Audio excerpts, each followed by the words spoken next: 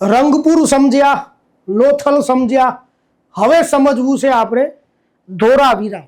તમને બધાને ખ્યાલ જ છે કે હવે ધોળાવીરા એ આપણું યુનેસ્કોએ જેને વર્લ્ડ હેરિટેજ સાઇટનો દરજ્જો આપ્યો હોય એવું સ્થળ બની ગયું છે.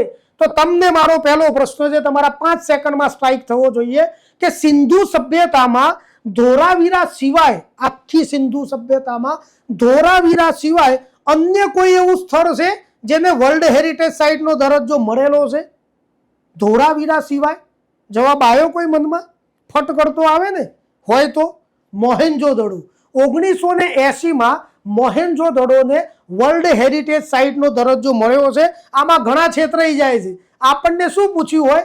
ધોળાવીરા એ સિંધુ સભ્યતામાં વર્લ્ડ હેરિટેજનો દરજ્જો મેળવનાર કયા નંબરનું સ્થળ છે? એટલે આપણે તો પેલા ગુજરાતના ગોખ્યા હોય ને કે પહેલું આવે ચાંપાનેર, બીજું રાણકી વાવ, ત્રીજું અમદાવાદની સિટી અને ચોથું આવે સાહેબ ઠોકો ચોથું, કાં તો ભારતમાં હોશિયાર હોઈએ તો ચાલીમું કરીએ. સિંધુ સભ્યતામાં કયું સ્થળ છે? તો સેકન્ડ નંબરનું સ્થળ છે. એટલે તો મોહેન્જો-દડી એ બોલિવૂડમાં આખું મૂવી બન્યું. તમને જો કોઈને ધ્યાન હોય તો એ કેમ બન્યું? એ જોરદાર હતું. એના જોડે એવી વિશેષતાઓ હતી કે આપણને કન્ટેન્ટ મળી રહે. તો શું આ મૂવી બનશે ભવિષ્યમાં? ધોળાવીરા ગુજરાતીમાં બનાવવાનું થાય, આવો મારા વીરા ધોળાવીરા, એવું બની શકાય ભાઈ? એટલે આ ધોળાવીરા વિશે આપણે જરા સમજી લેવું છે. તો ક્યારે મળ્યું ધોળાવીરા? આની શોધ ક્યારે થઈ છે? 1967માં એની શોધ થઈ. આ પહેલો પ્રશ્ન. કોણ છે ભાઈ ધોળાવીરાના શોધક? તો બીજા નંબરે, સેકન્ડ નંબર ઉપર આપણે ધ્યાનમાં રાખીએ. હવે ધોળાવીરાના શોધક કોણ છે? જગતપતિ જોશી. શોર્ટ ફોર્મ બધાના યાદ રાખવાના. હા, તમને ગમે ત્યારે તમારી સામે પીરસી શકાય. એસ.આર. રાવ તો શિકરીપુરા રંગનાથો રાવ આવડવું જ જોઈએ. જગતપતિ જોશી તો જેપી જોશી. રવિન્દ્રસિંહ બિસ્ત તો આર.એસ. બિસ્ત. ગમે તે તમારી સામે હોય તમે છેતરાઈ જાઓ એવું ના કરવાનું. એમાં એસ.આર. રાવમાં તો ભલભલા છેતરાઈ જાય. ડાયરેક્ટ જ પૂછો એસ.આર. રાવમાં શિકરીપુરા રંગનાથોએ કયું નગર શોધ્યું છે, એટલે આપણને એવું થાય કે આ નામ આપણું લાગતું જ નથી, આ સાઉથનું છે. ઠોકો મછલીપટ્ટનમ જેવું કશું આવતું હોય તે લખી દઈએ. પછી ખ્યાલ આવે કે શિકરીપુરા એ જ આપણા એસ.આર. રાવ છે. ને ચાલુ એક્ઝામમાં છે ને આપણું મગજ છે ને સુષુપ્ત અવસ્થામાં ચાલતું હોય. તો જગ્યા કોને શોધી, ક્યારે શોધી, હવે એ જગ્યા ક્યાં આવેલી છે, તો એનું સ્થળ નિર્દેશન શું થાય એ આપણે સમજી લઈએ. તો આવેલો છે જિલ્લો કચ્છ. PSI 2017માં હું જે પણ વર્ષ બોલીશ ને તમને સહેજ પણ શંકા હોય તો સાઈડમાં લખીને અને સર્ચ કરીને તમારે જોઈ લેવાનું એ પેપર. એમાં હશે જ ભાઈ ક્વેશ્ચન, એમાં હોય જ. PSI 2017માં જિલ્લો પૂછાયો તો હવે તો ઇઝી થઈ ગયા આ વાત. તાલુકો કયો આમાં આવી શકે છે? ભચાઉ, જેઠાલાલ. અને કચ્છ જિલ્લાના આ જગ્યા ઉપર ખદીર બેટ છે. આ એ પૂછાયેલો છે, એક્ઝામ યાદ નથી મને. ખદીર બેટ અથવા તો ખડીર બેટ ઉપર કચ્છના રણમાં 4 બેટ છે. ખદીર, પચ્છમ, બેલા અને ખાવડા. ત્યાંથી મળી આવેલું છે ધોળાવીરા. હવે ધોળાવીરા એક તો મળ્યું બહુ સરપ્રાઇઝિંગ મોડમાં. આ જે જગતપતિ જોશી છે ને એ અને એમની ટીમ 22-23 જણાની ટીમ હતી, એ કચ્છના રણને જોતા હતા. હવે કચ્છનું રણ એકદમ સરપ્રાઇઝિંગ નથી આખા વિશ્વમાં, સફેદ છે. પેલા ભૂગોળ વેતાઓ તેને રણ જ નથી કહેતા, એને તો ખારા પાટના મેદાન કહે છે.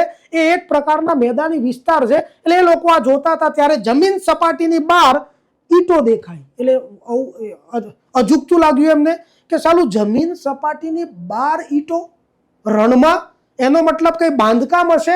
અને ઈંટોમાંથી જે જગ્યા મળી આપણને એ ધોળાવીરા મળ્યું. બાકી બધાને બહુ મહેનત કરવી પડી કે અહીંયા નીચે કંઈ હશે કે ના હોય. આપણા જેવાને ખબર પડે કે આપણે બાઇક જ્યાં પાર્ક કર્યું છે ત્યાં નીચે સિંધુ સભ્યતાનું નગર હશે, એવું તો થઈ ના શકે ને. એટલે આ ખણખોદિયા માણસો હોય, એમને 1-2 સ્ક્રૂ ઓર ટાઈટ થયેલા હોય આપણા કરતાં, એટલે એમને મેર પડી જાય. એટલે આ જગતપતિ જોશીને કુદરતે લાભ આપ્યો છે અને કંઈક કામ થઈ ગયું. પણ એમને ધોળાવીરાનું હાલમાં જે ઉત્ખનન થયેલું છે એ પૂરેપૂરું એમને ના કર્યું. એમને એવું લાગ્યું હશે કે આટલું જ હશે. ધોળાવીરાનું પ્રોપર ઉત્ખનન કરવાવાળા વ્યક્તિ હતા 1990-91માં ડોક્ટર રવિન્દ્રસિંહ બિસ્ત. આમને શું કહેવાય? હવે એસ બિસ્ત કહેવાય. બિસ્ટ અથવા તો બિસ્ત, આમાં ટમાં આંદોલન નથી કરવાનું તમારે. રવિન્દ્રસિંહ બિસ્ત છે, જેમને ધોળાવીરાનું યોગ્ય પ્રમાણમાં, યોગ્ય પ્રમાણ એટલે હાલમાં જે હોય ને એની વાતો છે, યોગ્ય પ્રમાણમાં ઉત્ખનન કરાવડાવ્યું.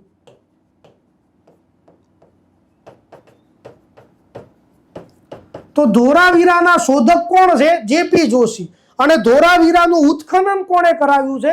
તો રવિન્દ્રસિંહ બિસ્ત. આ બંને મહાનુભાવોના પ્રયત્નના કારણે આખરે આપણને સિલેબસ લાંબો કરવામાં સફળતા મળી ગઈ છે. તો જ સિલેબસ લાંબો થાય ને ભાઈ. બાકી મોજે દરિયા આપણે નિરાંતે ફરતા હતા, પણ એક આ મળ્યું મોડે મોડે. જુઓ 90-91 છે. જે પુરાવા મળે ને, પુરાવા વધુ મળે, આપણે ધંધે વધુ લાગી જઈએ. તો ધોળાવીરા ક્યાં છે, ધોળાવીરા ક્યારે શોધાયું અને ધોળાવીરા કોણે શોધ્યું? ત્યાં નદી છે ધોળાવીરામાં, લુણી નદી.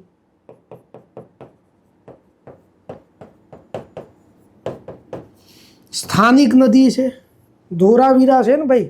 કચ્છમાં જે નદીઓ છે એ નદીઓમાં એટલો જાજો દમે છે નહીં પાછો, એટલે આપણે ચલવી લેવાનું થાય.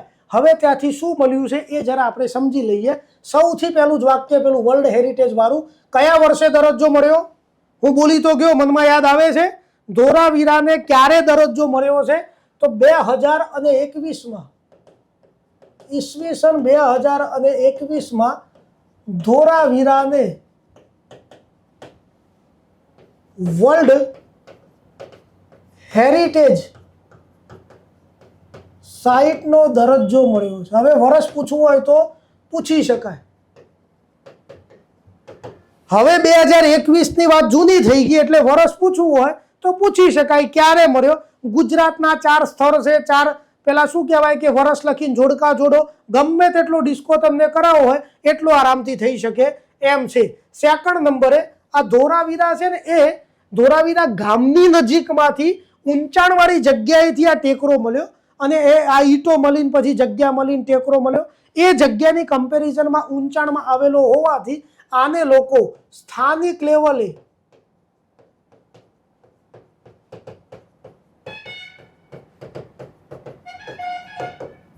એને કોટડા કહેવાય છે. શું કહેવાય છે? કોટડા, કોટડો અથવા તો કોટડા કહેવાય છે. થોડું નજીકમાં છે ધોળાવીરા ગામની. આ તો આપણે બીજી વાતો કરી. હવે ધોળાવીરામાં પુરાવા શું મળ્યા છે? ધોળાવીરા નગરનું ઉત્ખનન કર્યું. ગુજરાતમાં ધોળાવીરાથી મોટું કોઈ નગર મળી આવ્યું નથી.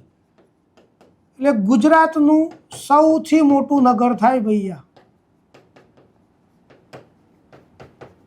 ધોળાવીરા. 2019ની 1-2માં પૂછાયેલો પ્રશ્ન છે. આ વિધાનો ચકાસવામાં હતું, આ પેલા લોથલની યુગલવાળું અને આ સૌથી મોટું નગર, 2 વિધાન ભેગા કરી અને 1-2નો ક્વેશ્ચન બન્યો તો 2019માં.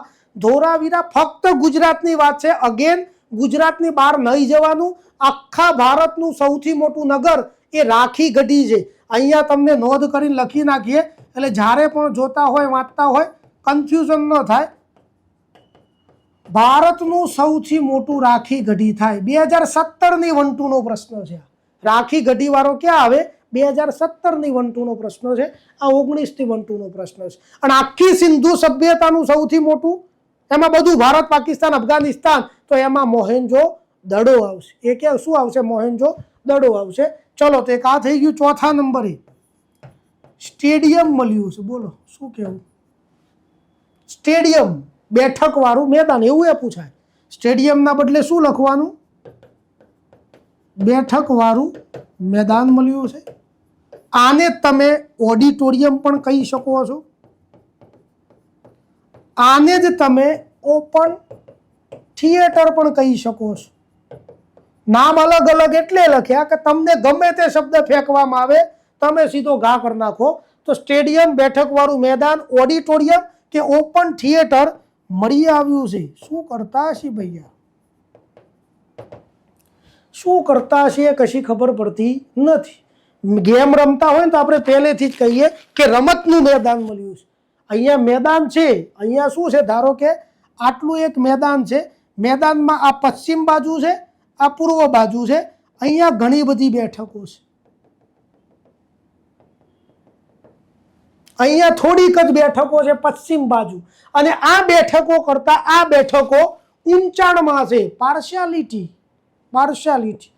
વરરાજા હોય ને એમને જે ચોરીમાં બેઠક હોય ને અલગ જ હોય, અને બાકીના આપણા જેવા તો પાછળ પેલા ગુગરો વગાડવા વાળા બધા શેલોની ખુરશીમાં બેઠા હોય ને એમને આવો વિશેષ અધિકાર નથી. એ દિવસે ફક્ત ને ફક્ત શહીદે આલમ વરરાજાને જ આ ચેર ઉપર બેસવાનો મુખ્ય અધિકાર છે. છેલ્લે બેસી લો ભાઈ, પછી તો ઊભા રહેવાનું થાય. એટલે અહીંયા પશ્ચિમ અને પૂર્વ અહીંની બેઠકો આ બેઠકો કરતા ઊંચી છે, ઓછી સંખ્યામાં છે, અહીંયા વધુ છે. મતલબ કે અહીંયા કોઈ વીવીઆઈપી માણસ હોય છે, ગ્લેડિએટરનું મેદાન હશે, પશ્ચિમ બાજુ વીવીઆઈપી માણસ હશે. આવો ભાગ સામાન્ય પ્રજા કરતા અહીંનો વર્ગ અલગ કેમ છે? તો શું ધોળાવીરામાં રાજાશાહી હશે તો આવી પાર્શિયાલિટી હોય? તો આવી લોકશાહીમાં ભલે ખુરશી અલગ મંગાવો પણ બેસો પ્રજાની વચ્ચે. લોકશાહી કે ગણતંત્ર હોય ને તો રહેવાનું પ્રજાની વચ્ચે. આ બતાવે છે સ્ટેડિયમનું ફોર્મેટ કે શું ધોળાવીરા રાજાશાહી બાજુ ધરેલું હશે. પણ હડપ્પા અને મોહેન્જો-દડો ના પુરાવા એવું કહે છે કે ના, ધોળાવીરા સિંધુ સભ્યતામાં રાજાશાહી તો લગભગ નહીં જ હોય. એટલે હડપ્પા વાળા મોહેન્જો-દડોમાં સભાખંડ એ ગણતંત્ર બાજુ ખેંચે છે અને ધોળાવીરા આપણને કઈ બાજુ ખેંચે છે? રાજાશાહી તરફ ખેંચી રહી છે. હજુ એક પુરાવો એવો છે કે જે ધોળાવીરા હજુ રાજાશાહી તરફ. એટલે આપણે બધી વિશેષતાઓ ભણી લઈએ ને પછી એક સ્ટાન્ડર્ડ ક્વેશ્ચન આપણે જીપીએસસી લેવલનો બનાવી દઈએ. એટલે ચલો અહીંયા 4 નંબરના પુરાવા સુધી ક્લિયર છે ને તમારું? દરેક નોટ બનાવતા રહેજો. હા ભાઈ, હજુ કહું છું સતત એક પોઈન્ટ આવશે ને કહેતો રહીશ. તમારી નોટ એ તમારું સૌથી મોટું મટીરિયલ છે. એકવાર તમે આખો આ કોર્સ જોઈ લીધો ને વ્યવસ્થિત, પછી તમારી નોટ છે ને કમ્પેર કરવાની, અન્યની નોટ જોડે નહીં, પ્રકાશનો જોડે કમ્પેર કરવાની. તમારું બેસ્ટ હશે, તમારું બેસ્ટમાં બેસ્ટ હશે. એટલું એક્સ્ટ્રા ઓર્ડિનરી કન્ટેન્ટ આપણે લઈશું કે તમને કઈ એક જગ્યાએ વાંધો આવશે જ નહીં. કોઈ પણ સ્પર્ધાત્મક પરીક્ષા તમે લઈને બેસો અને આપણો ચોપડો ને તમે એ રિવિઝન કરીને ટેટા જેવા બેઠે ને પૂરું થઈ ગયું ભાઈ, કે ક્યાંય જોવાનું જ નહીં, ઉલારીને ફેંકી દેશો કોઈ પણ વાત. એટલે ચલો અહીંયા નંબર 4 નંબરે પહોંચ્યા. હવે ત્યાંથી આગળ 5મા નંબરનો પુરાવો ધોળાવીરામાંથી મળી આવ્યો, એ જેને ભારત સરકાર અને પુરાતત્વ ખાતાએ બહુ આમ જબરજસ્ત ફેમસ કરી દીધો છે. અહીંયાથી વિશ્વનું સૌથી જૂનું સાઇન બોર્ડ મળી આવ્યું છે.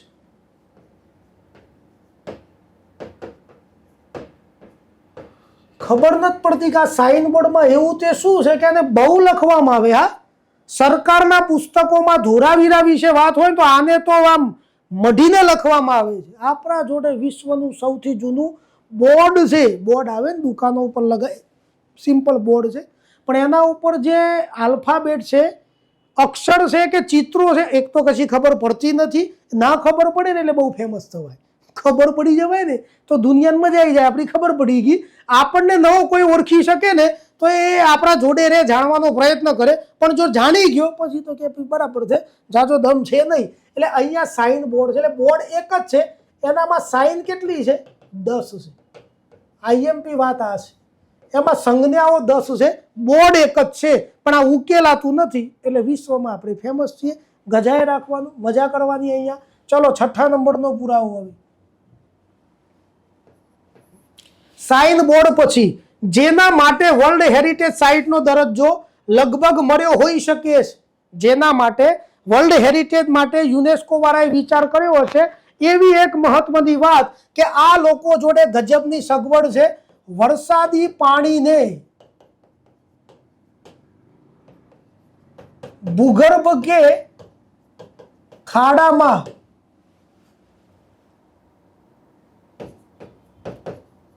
સાચવવાની કે સંગ્રહ કરવાની, એવું એ લખી શકાય. સંગ્રહવાની શ્રેષ્ઠ સગવડ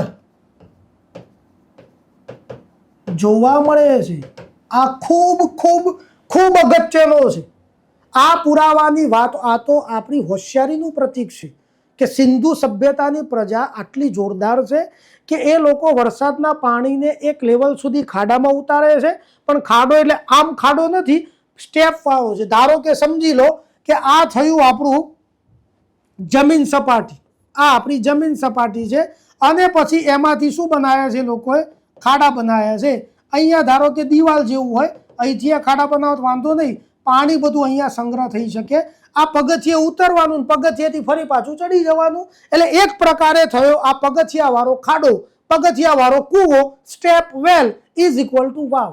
ઇઝ ઇક્વલ ટુ શું કહેવાય? વાવ. એનો મતલબ આ બધાનું લસા ગુસા કાઢીએ તો આ જે સગવડ છે એ કઈ સગવડ છે? વાવની સગવડ છે. તો થઈ ગયો આપણો પ્રશ્ન.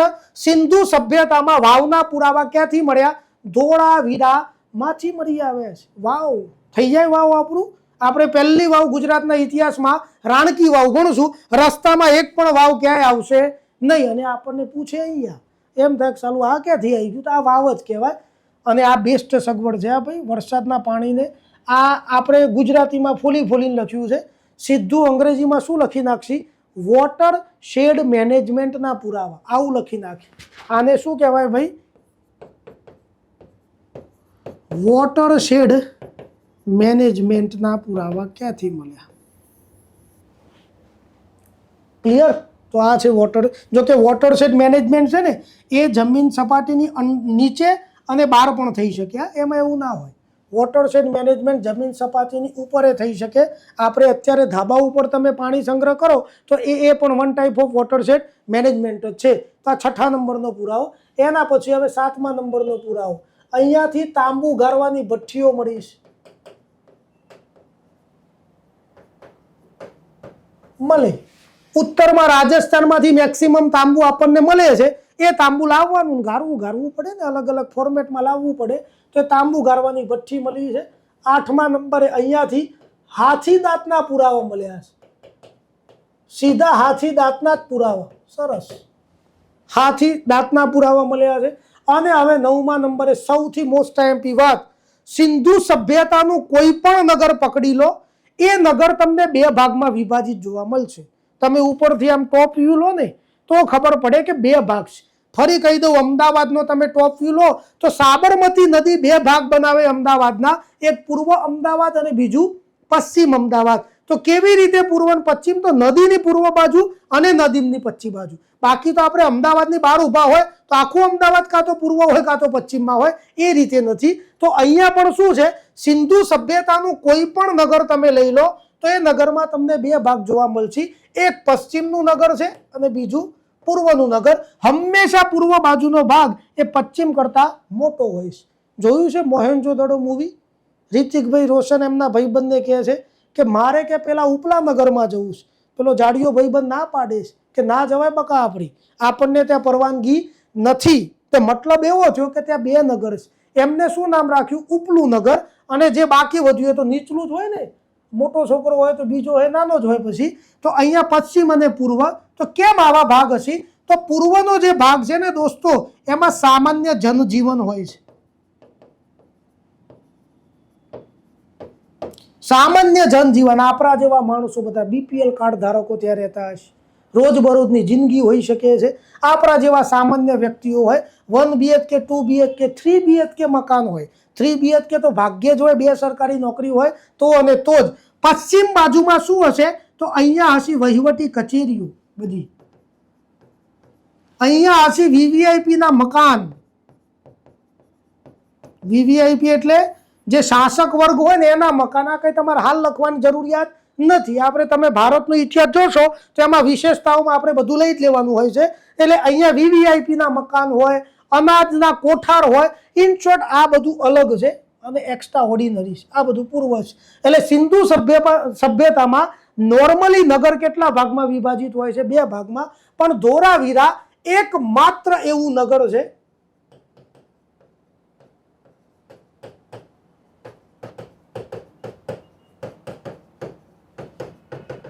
કે જે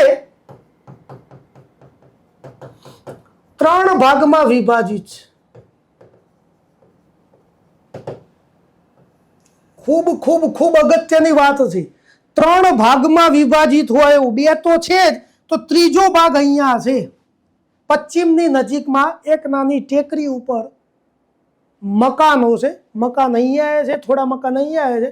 પણ આ મકાન 9, 11 રૂમો વાળા છે. 9 BHK 11 BHK. તો સૌથી મોટો ખેરખા ત્યાં બેસતો હશે. મેન બાગડ બિલ્લો ક્યાં હશે ભાઈ? અહીંયા હોવો જોઈએ. તો અહીંયા તો વહીવટવાળા હતા, તો પાછા આ કોણ હશે? તો વહીવટથી એ મોટો હોય તો શું અગેન રાજા હોવો જોઈએ? પ્રજાથી દૂર રહેતો હશે ભાઈ? રાજાશાહીમાં આવી માનસિકતા હોય છે. એટલે ફરી આ 3 ભાગમાં વિભાજિત નગર આપણને અહીંયા રાજાશાહી હોવાના પુરાવા આપે છે. તો આ પૂર્વનું નગર, આ પશ્ચિમનું હતું, પણ હવે બધું ફોર્મેટ અહીંયા બદલાય છે. એટલે આ જે નાનો ભાગ છે એને કીધું છે રાજગઢી,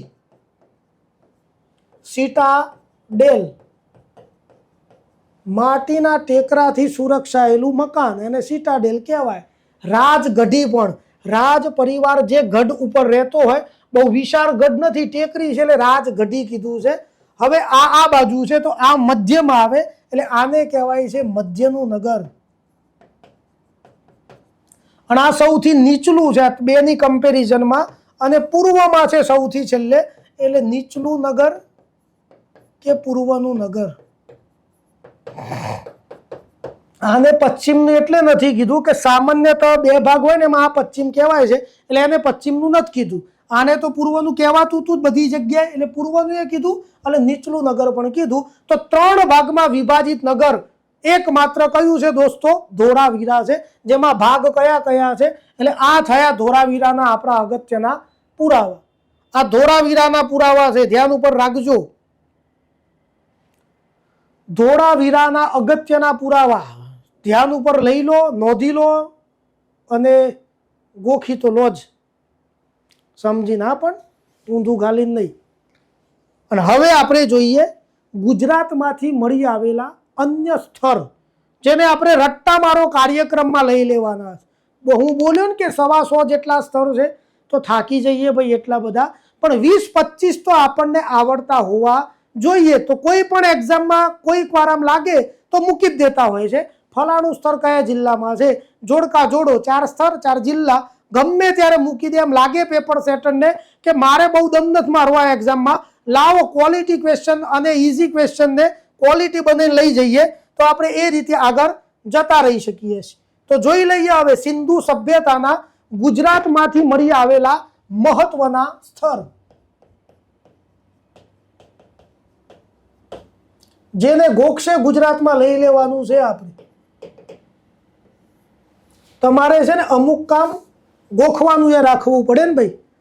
સમજણવાળા તો બધું સમજાઈ દેવાય, પણ અમુક તમને એવું બધું આયોજન હોય આખા વીકમાં તમે જે વાંચતા હોય ને કે સમજણવાળા જીકેના સબ્જેક્ટ છે, ગણિતનું પ્રેક્ટિસ છે કે ઇંગ્લિશ ગુજરાતીમાં કંઈક સમજીને આગળ વધતા હોય, પણ અઠવાડિયામાં 1 દિવસ કાં તો રોજનો 1 કલાક એવો હોય કે જેમાં ગોખવાવાળા મુદ્દા જ હોય અને એને તમારે અલગ તારવીને રાખવાના હોય કે આ મારો એવો મુદ્દો છે કે જે કાં તો મને બહુ ખબર નથી પડતી, કાં તો એમાં કશું કાઢી નથી લેવાનું.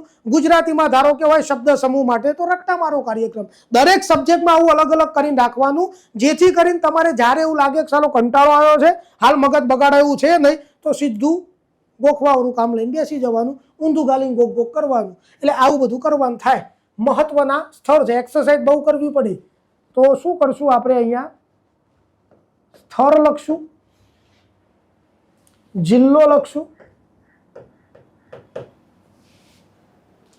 અને એની કંઈક અન્ય માહિતી હોય તો એ લખશું. બરાબર છે ને? ના હોય તો જવા દઈશું. તમને જેટલા પણ આવડતા હોય તો તૈયાર રાખવાના જ છે. તો સૌથી પહેલું સ્થળ છે દેશલપર. કયા જિલ્લામાં આવેલું છે? સ્ટ્રાઇક થઈ જાય તો ઠીક છે, બાકી હું તો છું જ હવે. કચ્છ જિલ્લામાં છે અને આ સ્થળ મોરઈ નદી કિનારે આવેલું છે. બરાબર થયું ભૈયા? બરાબર છે. ચલો એના પછી શિકારપુર છે, કચ્છ જિલ્લામાં આવેલું છે. કોઈ એવી એક્સ્ટ્રા ઓર્ડિનરી માહિતી નથી. ત્રીજા નંબર ઉપર સુરકોટડા છે, કચ્છ જિલ્લામાં આવેલું છે. આની એક ગજબની વિશેષતા એ છે, આપણે હું તમને હાલમાં જ હવે લખીએ છીએ પરચુરણ માહિતી આની, કે આ લોકો ઘોડાથી અજાણ છે, પણ સુરકોટડા એકમાત્ર એવી જગ્યા છે જ્યાંથી ઘોડાના અવશેષ મળ્યા છે. હવે આ અપવાદ કહેવાય, આને લઈને ફરફર ના કરાય. આપણે 3000ની વસ્તીવાળું આપણું ગામ હોય અને એમાં 2 જણા ભણેલા હોય એટલે આપણું ગામ શિક્ષિત થઈ ગયું એવું ના કહેવાય. એ તો બે ભૂલથી ભણી ગયા છે. 2998 તો જયહોવાળા છે, એટલે પછી એના લીધે કઈ આખા ગામને શિક્ષિત ને સાક્ષર ગામ થઈ ગયું. સરકાર રેકર્ડ ઉપર લઈ લે કે એક્સ નામનું ગામ સાક્ષર છે, એટલે 2 જણાને લઈ જાઓ, તમારે ઘેર રાખજો. બાકી અમને ગર્વ છે કે અમે આ ટાઈપના માણસો છીએ. તો સુરકોટડા જે કચ્છમાં છે તે આખા 1700-1800 સિંધુ સભ્યતાના પુરાવાઓમાં એક સ્થળ એક ઘોડાના પગ લઈને બેઠું છે, એટલે ઘોડાથી જાણકાર છે. ના, પેલા રિતિકભાઈ છે ને, બે ભાઈબંધને બે ઊભા છે, મૂવીમાં જોયું હોય તો, જોવાની કંઈ સ્પેશિયલ જરૂરિયાત નથી. તો એમાં છે ને એક વિદેશી વેપારીને બતાવ્યો છે, ઘોડો લઈને આવ્યો, પેલા બે ગાંડા થઈ ગયા. રિતિકભાઈ ભાઈબંધ પૂછે છે કે આ કયું પ્રાણી આવ્યું, આપણા તો આ નથી કઈ મસ્તિષ્કમાં ગોઠવાયેલું. જઈને પૂછી આવ્યા કયું પ્રાણી છે, તો પેલો વેપારી શું કહે છે, ઘોડા. એટલે એનો મતલબ ઘોડો છે. આ એ નાનું સીન 2 મિનિટનું બતાવવાની કોશિશ શું છે, અહીંની સ્થાનિક પ્રજા ઘોડાથી જાણકાર નથી. કેમ આપણે ઘોડો ઘોડો ઘોડો લઈને બેઠા જ ભાઈ, ડાયનાસોરથી એ જાણકાર તો નથી, પણ ઘોડો પછી આવ્યો અને ઘોડાએ તો શું કમાલ કર્યો છે, રાજાશાહીનું યોગ્ય પ્રતીક. ઘોડા આયા ને તો યુદ્ધ થયા. બોલો, આ ઘોડા આયા જ ના હોત ને તો યુદ્ધ દોડી દોડીને કેટલું થાકી જવાય ને પછી. એટલે પછી ના પાડતી નથી લડવું ભાઈ, તું લાફો માર દે ને જતો રહે ને, વાર્તા પૂરી કર. એટલે ઘોડાએ છે ને ઘોડો, લોખંડ આ બધાએ ફેરફાર કર્યા છે ને, એટલે આપણે ભણી રહ્યા છીએ. સુરકોટડા જેના શોધક છે ને જેપી જોશી છે. તો આપણે જરા એ શોધકનું નામ લખી નાખીએ. આમના જગ્યાના શોધક જેટલા આવડે એટલા લખવાના ભાઈ, થાય એટલો પ્રયત્ન કરવાનો. નોકરી તો કરવી જ છે ને આપણે. આ જેપી જોશી એટલે પેલા કોટડાવાળા, ધોળાવીરાવાળા, જગતપતિ જોશી, એટલે થઈ ગયા ને 2 જગ્યા એમનું કામ. ચલો જય હો. 4થા નંબરે આગળ વધીએ. સુરકોટડા, દેશલપર, શિકારપુર, પછી આવે છે પબુ મઠ. મેં તમને આમે શોર્ટકટ એક આપી જ દીધી છે. કોઈ પણ સ્થળ તમને ન ખબર પડે જિલ્લામાં તો જય હો કરીને પહોંચી જવાનું સીધું કચ્છમાં. ચલો 5મા નંબરે પબુ મઠ, પછી આવે છે ખારાસરી. આ પણ ક્યાં આવશે, કચ્છમાં. જોયું, બધું કચ્છમાં જ છે લે ભાઈ. કચ્છ નહીં દેખા તો કુછ નહીં દેખા, જોવું જ પડે તમારે સિલેબસમાં એ કચ્છ. 6થા નંબરે ખારાસરી, પછી આવશે લાખાપર. લાખાપર એ કચ્છમાં, કેવું ફટ કરતું દેખાય છે કચ્છ. એના પછી આવશે લાખા બાવર.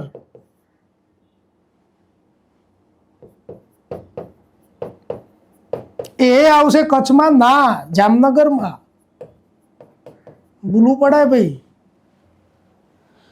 7 સ્થળ અગત્યના છે આપણા માટે આ બાજુ. એ સિવાયના બીજા અગત્યના સ્થળ આપણે આ રીતે લખી જ દેવા છે. 8મા નંબરે સ્થળ લઈ લઈએ. જામનગરમાં જ આવેલું છે આમળા, એટલે અહીંયા જિલ્લો આવશે જામનગર. આની કોઈ એવી એક્સ્ટ્રા ઓર્ડિનરી માહિતી નથી. 9મા નંબર ઉપર ભાગ તળાવ, ભરૂચમાં આવેલું છે. આની કોઈ એવી એક્સ્ટ્રા, ઘણા નદી કિનારે હોય ભાઈ, હા એ તો હોય જ, નદીઓ તો કેટલી બધી હોય, કેટલી યાદ રાખશો તમે. ભાગ તળાવ, એના પછી આપણે લેવું છે કોટ, પેઢામલી અને લાંગણજ. અને આપણે લેવાનું થાય લાંગણજ. આ 3 સ્થળો છે ને એ મહેસાણામાં આવેલા છે. જિલ્લો મહેસાણા. કોટ, પેઢામલી અને લાંગણજ. લાંગણજ છે ને એ આઝાદી પહેલાં મળી આવ્યું હતું 1941માં ડૉક્ટર હસમુખ સાંકળિયાને. એટલે યાદ રાખો, આઝાદી પહેલાંનું છે એટલા માટે. ત્યાં નગર નહોતું, સ્થળ મળ્યું હતું. સિંધુ સભ્યતાના સમયના ઓજારો મળ્યા એટલે અગત્યનું થાય છે. બાકી કંઈ ઝાઝી જરૂરિયાત એની એટલી બધી નથી, ગોખવાનું જ થાય. અને પાછા કેન્ડિડેટ જોરદાર થયા. હસમુખભાઈ સાંકળિયા પુરાતત્વ વેતાઓમાં એમનું બહુ ઊંચું નામ છે, એટલે આપણે પકડી રાખવું પડે ભાઈ થોડું ઘણું. ભાગ તળાવ, પછી જોવાનું કુંતાસી. પછી જે સ્થળ છે એ કયું છે, કુંતાસી છે. કુંતાસી આવશે મોરબીમાં. આમાં એક નદી છે ફુલકી નદી. ઓહો, હલકી ફુલકી. કઈ નદી કિનારે આવેલું છે ભાઈ? આ ફુલકી નદી કિનારે આવેલું સ્થળ છે. ગોખશે ગુજરાત. આનંદથી મંડેલારો ભાઈ આમાં એક એક સ્થળ ગોખવાનું એવું લાગે તો બે બે ચાર ચાર વાર લખીને બાજુ મૂકી દેવાનું સાઈડમાં. વાર્તા પૂરી, સીધી એક્ઝામમાં ટપકું. 14મા નંબરે હવે લઈશું આપણે આટકોટ. આટકોટ આવે રાજકોટમાં. બીજું લઈ લઈએ આપણે રોજડી. રોજડી એ આવે રાજકોટ જિલ્લામાં, ભાદર નદી કિનારે. ઓહો. એના પછી આપણે લઈશું 16મા નંબર ઉપર બાબરકોટ.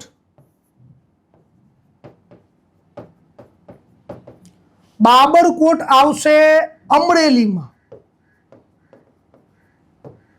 અને 17મા નંબરે લઈશું આપણે પાદરી. પાદરી આવશે ભાવનગરમાં. તો આ થયા તમારા પરચુરણ સ્થળ. 17 આ થયા. 18મું રંગપુર, 19મું લોથલ અને 20મું ધોળાવીરા. આ 20ના જિલ્લા તમારા મગજમાં હોવા જોઈએ. એ સિવાયના તમારે જેટલા પણ સ્થળ હજુ એ ગોખવા હોય તો જ્યાંથી મળે ને ત્યાંથી ગોખ કરવાના. આપણી કોઈ ના નથી, પણ 20 પહેલા આવડવા જોઈએ. આ 17 અને 3 કર્યા પછી આગળ વધજો, કારણ કે એમાં કશું હવે આમાં યાદ નથી રાખવાનું. આ ગોખવાની જ વાતો છે, બધી ગોખી નાખો. હવે જોઈએ આપણે સિંધુ સભ્યતાના છેલ્લા 4 લીટી, એટલે ગુજરાતના ઇતિહાસમાં સિંધુ સભ્યતાનું તમામ ઇદમ તૃતીયમ પૂરું થઈ જાય. આ વાતો છે અન્ય માહિતી, પરચુરણ માહિતી છે, એટલે આવે ગોખી તો નાખવા જેવી જ થાય. પણ હું તમને વ્યવસ્થિત સમજાવી દઉં, તમને ક્યાંય પણ માથાકૂટ ન થાય ભાઈ. અન્ય માહિતી સિંધુ સભ્યતાની શું છે, તો આ સભ્યતાના લોકો ઘોડાથી અજાણ છે. આપણે બોલે ને કે અજાણ તો ડાયનાસોર થઈએ છે, પણ ઘોડો પછી આવ્યો એટલા માટે. ઘોડો પછી સિંધુ સભ્યતાના ક્ષેત્રમાં આર્યો લઈને આવ્યા, તો ઘોડો આવ્યો તો રથ બન્યા, ઘોડાના રથ બન્યા. બાકી આપણે તો બલ્લાલ દેવની જેમ આપણે આખલાના રથ બનાવાય નહીં ને, આપણી કેપેસિટી નથી. એટલે આ ઘોડાથી અજાણ છે, અને ઘોડાએ આયા પછી જે પરિવર્તન લાયા ને, એટલે એકમાત્ર અપવાદ સુરકોટડા છે, બાકી અજાણ. સેકન્ડ નંબરે જો ઘોડાથી અજાણ છે, તો આ સભ્યતાના લોકોનું લોકપ્રિય પ્રાણી કયું છે? એક શિંગો. એક શિંગો શું સાહેબ? તો કશું નહીં, ખાલી એક શિંગો. એક શિંગો ગેંડો, એક શિંગો બળદ, આવું કશું જ ના લખાય. કોઈએ ગેંડો બળદ લખાય જ નહીં, પાપ લાગશે લે ભાઈ. કોણે કીધું કે ગેંડો હતો? એક શિંગડાવાળો અત્યારે ગેંડો હોય, એટલે એ સમયે ગેંડો હોય. રિતિકભાઈ સપનામાં આવતું હતું, ખબર છે? મૂવી જોયું હોય તો, જેવા આંખો બંધ કરે ને એટલે સપનામાં આવે તો કઈ ગેંડા જેવું દેખાતું હતું. ગેંડો તો ગેંડો હોય ને ભાઈ, હશે ખરો, એવું બની શકે. અત્યારનો ગેંડો એ સમય હોય, પણ બિચારો કુપોષણનો શિકાર બન્યો હોય તો એવો સંકોચાઈ ગયો. ના, એવું નથી ભાઈ. એ પ્રાણી હતું જે હાલમાં હયાત નથી. એ તો શું છે કે નાના પેલા હરણ, સાબર કે બહુ નાનો ઘોડો હોય ને, ખચ્ચર, એના જેવડું પ્રાણી હતું, જેને એક શિંગડું હતું, એટલે એનું નામ જ આપણે એક શિંગો છે. પણ માર્ચ 2021 STI નું પેપર, અને એમાં આ પ્રશ્ન પૂછો કે સિંધુ સભ્યતામાં મુદ્રાઓ ઉપર સામાન્યતઃ કયું પ્રાણી જોવા મળે છે, અને તો જ લોકપ્રિય કહેવાય. લોકપ્રિય છે એટલે કે વોટિંગ લીધું આપણે, કેવી રીતે ખબર પડે કે લોકપ્રિય છે? જેના સૌથી વધુ ચિત્ર મળે ને એ લોકપ્રિય કહેવાય. એમને તો ના, દરેક ઘરમાં એક જ ભગવાન દેખાય આખા ગામમાં, તો આપણે બોલી શકીએ કે આ ગામના લોકો આ ભગવાનના ઉપાસક હોય, એવું આપણે માની શકીએ. તો લોકપ્રિય પ્રાણી એક શિંગો. એમાં એ લોકોએ શું નામ લખ્યું હતું? શૃંગાશ્વ. STI માર્ચ 2021 ની વાત છે. શૃંગાશ્વ, GPSC. હવે આ શૃંગાશ્વનો મતલબ શું થયો? શૃંગ પ્લસ અશ્વ, આનો મતલબ એવો થયો. તો GPSC તો આપણને ઉલ્લુ બનાવ્યા, બડા મજા આયા કરી નાખ્યું.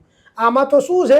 અશ્વ છે, લે ઘોડો છે, પણ એને શિંગડું હોય, શિંગડું ધરાવતો ઘોડો. તો એ રીતે આ લોકો શું ઘોડાના જાણકાર બતાવ્યા. આ એકમાત્ર એવી એક્ઝામ જેમાં આવું ઊંધું ઊંધું બાફ્યું છે. બાકી એક શિંગો જિંદાબાદ આ તમને એટલે લખ્યો કે કોઈક વાર કોપી થાય ને ઓપ્શનમાં એક શિંગો ના હોય તો શૃંગાશ્વ કરીને આગળ વધજો, તમારું કામ થઈ જશે. હવે આગળ, આ સભ્યતાના લોકો લોખંડથી અજાણ છે. અજાણ તો યુરેનિયમ પ્લેટિનિયમથી હશે તે, પણ લોખંડ હવે આવશે ઈસવીસન પૂર્વે 800 ની આજુબાજુ. ભારતમાં લોખંડનો વપરાશ શરૂ થઈ ગયો. લોખંડ વપરાયું એટલે કૃષિમાં જોરદાર પરિવર્તન આવ્યું અને રાજાશાહીને લાવવામાં પણ આનું એક નાનું અમથું યોગદાન છે જ. તો આ લોકો લોખંડ નથી વાપરતા તો શું વાપરે છે? તો તાંબુ, કાંસુ, ચાંદી, સોનું, સોનું વાપરે છે બોલો, અને જસતનો ક્રમશઃ ઉપયોગ કરે છે. ક્રમશઃ એટલે સૌથી વધુ તાંબુ, એના પછી કાંસુ. કાંસુ તાંબામાંથી જ બને, તાંબાની એક મિશ્ર ધાતુ એટલે જ કાંસુ. ચાંદી, સોનું અને જસતનો ક્રમશઃ ઉપયોગ આ લોકો કરે છે. અને એમાં તાંબુ અને કાંસુ મેક્સિમમ વાપરે છે. એટલા માટે જ સિંધુ સભ્યતાને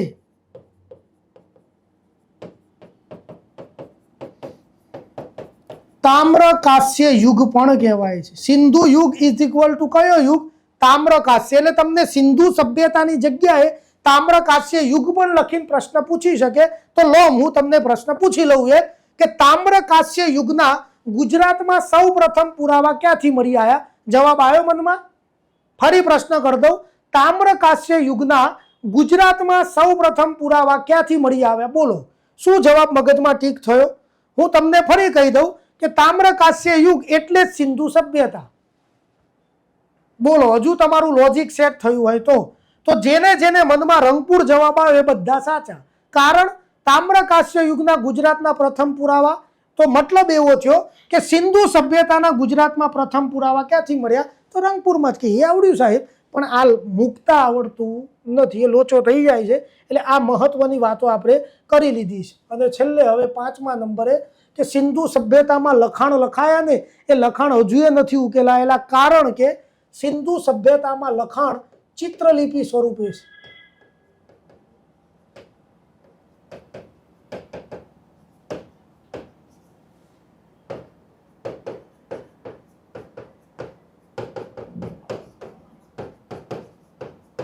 ચિત્રલિપિ, પિક્ચર દોર્યા છે આ લોકોએ, પિક્ટોગ્રાફી સ્વરૂપે છે.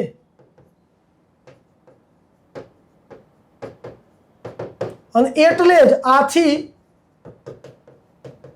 ઉકેલાયા નથી. આ પણ આઈ થિંક PSI 2017 કાં તો 2015 એમાં પૂછાયેલો પ્રશ્ન છે કે સિંધુ સભ્યતાના લખાણોમાં કઈ લિપિ છે? તો લિપિ ક્યાંથી હોય? તો આપણે નામ રાખ્યું કે ચિત્રમાં કશુંક લખી નાખ્યું છે એટલે ચિત્રલિપિ કે પિક્ટોગ્રાફી કહેવાય. અને આવું હોવાથી હજુ સુધી ઉકેલી શકાય નથી. કેમ નથી ઉકેલી શકાય? તો કંઈક પેલું લેંગ્વેજ હોય ને, ભાષા, જેનું સામાન્ય બંધારણ હોય તો ઉકેલી શકાય, બાકી ઉકેલી શકાય નહીં. એટલે સિંધુ સભ્યતાની જે લખાણ છે ચિત્રલિપિ કે પિક્ટોગ્રાફી સ્વરૂપના હોવાથી તો ગુજરાતના ઇતિહાસમાં સિંધુ સભ્યતામાં તમારે આટલું ધ્યાન ઉપર લેવાનું છે.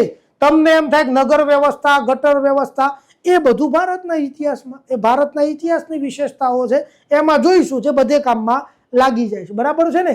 ક્લિયર? તો આપણો સિંધુ સભ્યતાનો મુદ્દો અહીંયા પૂરો થઈ જાય છે.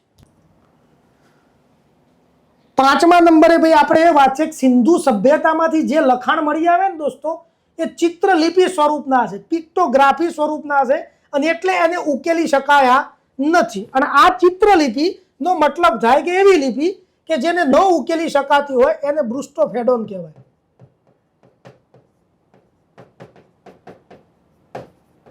લેટિન શબ્દ છે ભાઈ. આ તો તમને એમ થાય સાહેબ આ નવી લિપિ, આવી કોઈ લિપિ નથી જેને ઉકેલી ન શકાતી હોય, જેમાં ખાલી સિમ્બોલ દોર્યા હોય, એને બ્રુસ્ટોફેડોન લિપિ કહેવાય છે. એટલે એ પણ આ તો નામ તમારી સામે આવે ને તો તમને અજુગતું ન લાગે, એનું ધ્યાનમાં રાખજો. એટલે આટલું છે આપણું ગુજરાતના ઇતિહાસમાં સિંધુ સભ્યતાના લગતું. બરાબર છે ને?